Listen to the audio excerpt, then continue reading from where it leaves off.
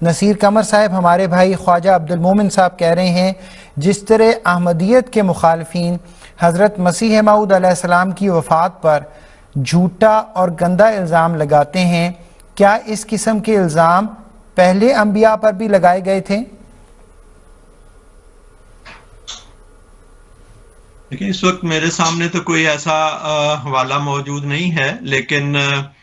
یقیناً اس قسم کی گندہ دہنی جو ہے وہ حضرت صلی اللہ علیہ وسلم کے مخالفین کا بھی وتیرہ تھا، اور آپ سے پہلے جو انبیاء گزرے ہیں ان کے متعلق بھی قرآن کریم سے یہ معلوم ہوتا ہے کہ ان کے مخالفین نہایت گندی اور سخت زبان استعمال کیا کرتے تھے، اور نہایت جھوٹے بہتان اور افتراء ان کے خلاف گھڑا کرتے تھے، ان کی زندگیوں میں بھی اور یقیناً ان کی وفات پر اور ان کی وفات کے بعد بھی ایسی حرکتیں کچھ بعید نہیں ہیں۔ اس وقت میرے سامنے کوئی ایسا حوالہ تو موجود نہیں ہے، لیکن حضرت اقدس مسیح موعود علیہ السلام کے اوپر جس قسم کا یہ گند اچھالا جاتا ہے، اور آپ بھی حضرت صلی اللہ علیہ وسلم کے ایک امتی نبی تھے، رسول اللہ صلی اللہ علیہ وسلم کے فرمان کے مطابق نبی تھے، تو اس سے یہ ضرور ہمیں معلوم ہوتا ہے کہ پہلے نبیوں کے ساتھ بھی یہ طریق اختیار کیا گیا ہوگا، کیونکہ یہ انبیاء جو ہیں یہ بھی آپس میں حضرت صلی اللہ علیہ وسلم کے گویا ارشاد کے مطابق ایک قسم کے اللاتی بھائی ہیں، جو ایک کے ساتھ سلوک ہوتا ہے وہ دوسروں کے ساتھ بھی ہوتا ہے، اور قرآن کریم نے اس بات کو عمومی طور پر یوں بیان فرمایا ہے، یا حسرتاً علی العباد ما یاتیہم من رسول الا کانوا بہ یستہزئون۔ تو استہزاء کی جو مختلف شکلیں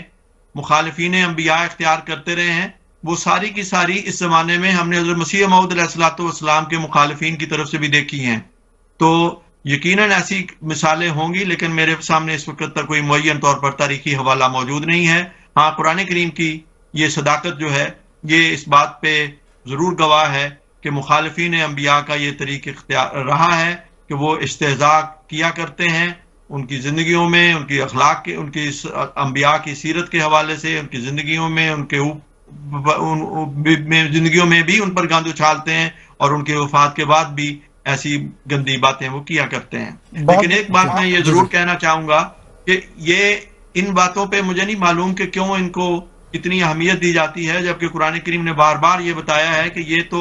گندی زبان کا استعمال مخالفین انبیاء کا وتیرہ ہے اور ہمیشہ سے رہا ہے۔ اصل بات جو دیکھنے والی ہے، جو ہمارے مخالفین کو بھی دیکھنی چاہیے، وہ یہ ہے کہ اگر کوئی شخص واقعتاً ایسا ہو کہ وہ گندا ہو اور اس کی زندگی بھی بڑی ناپاک ہو اور وہ اس کی موت بھی بڑی ناپاک حالت میں ہو، کیا اس کے ساتھ خدا تعالیٰ ایسا سلوک کر سکتا ہے کہ اس کے ساتھ جتنے اس نے وعدے کیے تھے وہ بڑی شان سے پورے ہوتے چلے جائیں، اور اس کے مخالفین کے متعلق جو خدا نے اسے خبریں دی تھی وہ بھی بڑی شان سے پوری ہوتی چلی جائیں؟ یہ جو خدا تعالیٰ کی فعلی شہادت ہے، اس کو دیکھنے کی ضرورت ہے۔ ہمارے مخالف جو غیر از جماعت مسلمان ہیں، ان میں سے جو سنجیدہ طبع ہیں، ان کو یہ سوچنا چاہیے کہ نبی اکرم صلی اللہ علیہ وسلم نے مخالفین کے ہر قسم کے اعتراضات کے جوابات دیے، بہت سارے نشانات اور معجزات بھی دکھائے،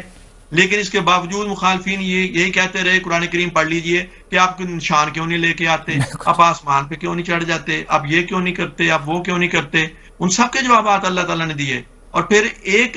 بہت بڑا جواب جو قرآن مجید میں مذکور ہے اور اللہ تعالیٰ نے آن وسلم سے مخاطب ہو کر فرمایا کہ قل، آپ ان کو یہ کہہ دیں، کفا باللہ شہیدم بینی و بینکم، اللہ نے اتنے نشانات دکھائے ہیں، دلائل بھی دیے ہیں، لیکن تمہاری سمجھ میں نہیں آتے، تو ٹھیک ہے، اعملوا علی مکانتکم انی عامل،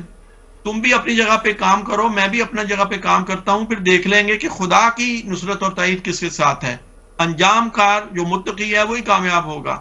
تو ہم یہ اپنے مخالفین سے کہتے ہیں کہ اگر تمہاری یہ باتیں درست ہیں اور تم انہیں پر قائم ہو کہ نعوذ باللہ حضرت مرزا صاحب ایک ناپاک انسان تھے، ان کی زندگی بھی ناپاک تھی، ان کی موت بھی ناپاک تھی، تو پھر خدا کو کیا یہ حقیقت نظر نہیں آئی کہ ایک شخص اس پہ افتراء کرتا رہا اور خدا اسی کی تائید کرتا چلا جا رہا ہے؟ نہ صرف ان کی زندگی میں بلکہ ان کی وفات کے بعد بھی خدا کی شہادت، فعلی شہادت انہی کے حق میں ہے۔ کیا وہ دیکھتے نہیں؟ اولا یرون انا ناتی الارض ننقصها من اطرافها افهم الغالبون، کیا وہ دیکھتے نہیں کہ ان کی زمین کم ہو رہی ہے، یہ جماعت خدا کے فضل سے ترقی کر رہی ہے، اسلام کی خدمت کر رہی ہے، قرآن کی خدمت کر رہی ہے، حضرت محمد مصطفیٰ صلی اللہ علیہ وسلم کی عزت و عظمت کو دنیا میں قائم کرنے کے لیے ہر قسم کی قربانیاں کر رہی ہے، یہ کیسی ناپاک انسان کی بنائی ہوئی جماعت ہے کہ یہ خدا کے خدا اور خدا کو بھی سمجھ نہیں آتی وہ کیسا خدا ہے جو سچے اور جھوٹے میں امتیاز نہیں کرتا.